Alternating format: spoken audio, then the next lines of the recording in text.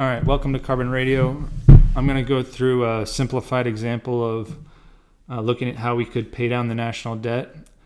In all three of these scenarios, I'm using some ballpark numbers. You can look up the actuals, but in general, I'm starting with these top line numbers as kind of base assumptions. So the national debt starting at $34 trillion in 2023 with a 3% interest rate, debt payments of $250 billion in tax revenue, and a starting point of $20 trillion in money supply. The columns over here on the right are acceptable print rate, which I'm saying in these three scenarios is the amount that we're suggesting is acceptable for us to print and then use to pay down the national debt. So in this scenario, I say that acceptable print rate is 0%. So you see the percentage here and the dollar value here. So from year to year, the calculation in this cell is using the previous year's national debt multiplied by the interest rate to see how much it grew, subtracting the debt payments from tax revenue and subtracting the debt payments from newly printed money, which in this scenario is 0.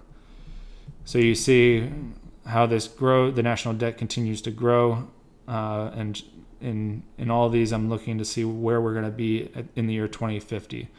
So in this example, where we make debt payments of $250 billion a year from tax revenue, we come out to just over 65 trillion in the year 2050. In all three of these scenarios, I assume a balanced budget moving forward, which I know is kind of a ridiculous assumption. So that's the result of the first scenario, 65 trillion in national debt. The money supply remains unchanged in this scenario.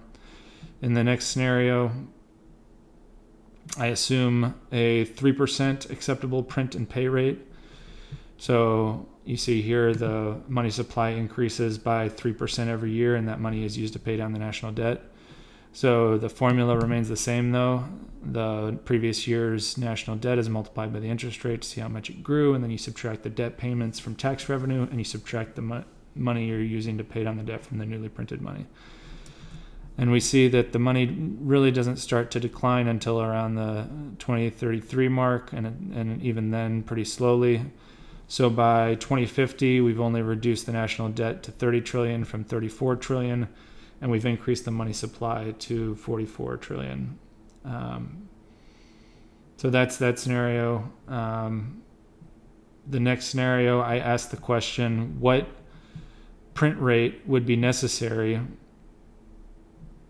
to achieve zero national debt by 2050? And the number I came out with was 4.71%. So if you look at this calculation, we're starting with all the same starting point numbers: 34 trillion in national debt, 3% interest rate, 250 billion in debt payments from tax revenue every year, starting point of 20 trillion in money supply, but then a higher print and pay rate. And the result is the desired result, which is zero national debt by 2050. But then you see the money supply has increased to almost $70 trillion. So I'm curious what you think of this, if you think it makes sense to print money to pay down debt, if you think it's a reasonable assumption to balance the budget, if you think we'll never pay down the debt. I'm curious what you think. Please let me know in the comments, and I'll see you next time.